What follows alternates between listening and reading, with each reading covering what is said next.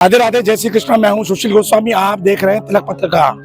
मौनी अमावस्या का वो शुभ दिन है जिसमें कि यहाँ लाखों करोड़ों की संख्या में संतों के द्वारा शाही स्नान के लिए अमृत स्नान की इस पावन बेला में ब्रह्म मुहूर्त में या अपने अपने अखाड़ों से एक समूह में निकल पड़े। वहीं देश दुनिया के करोड़ों लोग जो इस महापर्व का लिए एक इंतजार कर रहे थे और वो रात्रि से ही वहां पर जमे हुए हैं, लेकिन कुछ ऐसी भीड़ के कारण सारी व्यवस्थाएं चौपट हो गई और आस्था का जो सैलाब ऐसा उमड़ा कि प्रशासन के सारे इंतजाम उसके सामने छोटे साबित हुए और थोड़ी सी अव्यवस्था फैल गई।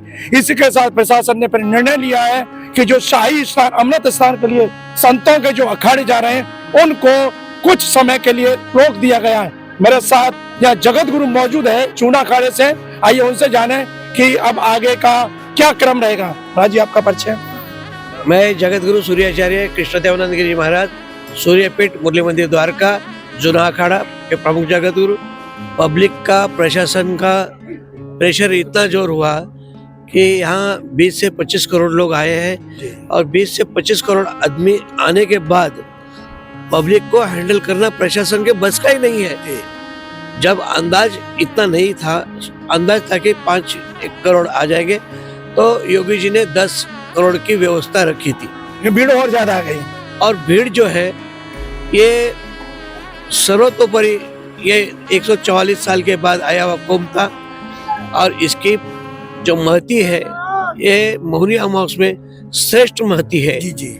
और इस श्रेष्ठ महती का ये अमृत पान सभी को हो जाए, ऐसा प्रशासन का भी बहुत सारा प्रयास रहा, लेकिन इसमें भी पब्लिक की इतनी उमड़ी कि उसके अंदर कुछ कर नहीं सके और भगदड़ हो गई। भगदड़ में इसलिए टाल दिया इसको अब आपके अमृत स्नान को।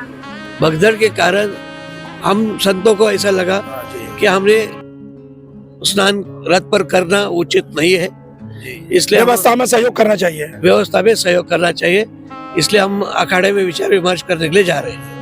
और देखिए जगत गुरु जी ने बताया, वाकई में जो कहते हैं कि संत हृदय नवनीत समाना, संत अपना हित नहीं सोचते हैं, समाज का हित सोचे। समाज के लोग इतने आए और अव्यवस्था हो रही है उनको संभालने के लिए, क्योंकि वो भी सब इन्हीं संतों के पीछे है, इन्हीं के दर्शन के लिए आए और इन्हीं का आशीर्वाद लेने आए।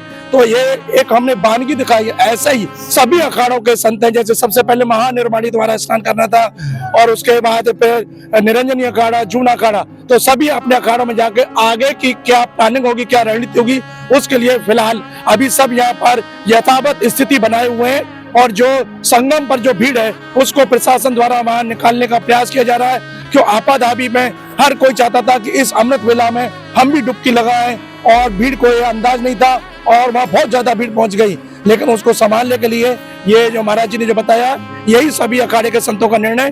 तो हम भी आपसे यही कहेंगे कि आप जाएं, पुण्य लेने जाएं और वहां का मोक्ष प्राप्त करने के लिए डुबकी लगाएं, लेकिन ऐसी स्थिति उत्पन्न ना करें कि वहां आपको लाभ की जगह पर हानि मिले, क्योंकि ये जो पर्व है ये किसी एक व्यक्ति का नहीं, यहाँ जितने लोग करोड़ों आए आप सभी का पर्व है। तो इसको संभालने की जिम्मेदारी कहीं ना कहीं हमारी भी है। अगर आपको लगे कि आपसे आगे ज्यादा भीड़ है तो आप फिर उस भीड़ में जाने का कोई प्रयत्न ना करें, थोड़ी देर रुकिए। और प्रशासन के जगह जगह जो अनाउंसमेंट हो रहा है, उद्घोषणाएं हो रही हैं, जो कानून व्यवस्था के बारे में जानकारी दे रहे हैं, हमें उसका पालन करना चाहिए, तभी एक आयोजन को हम सफल कर पाएंगे।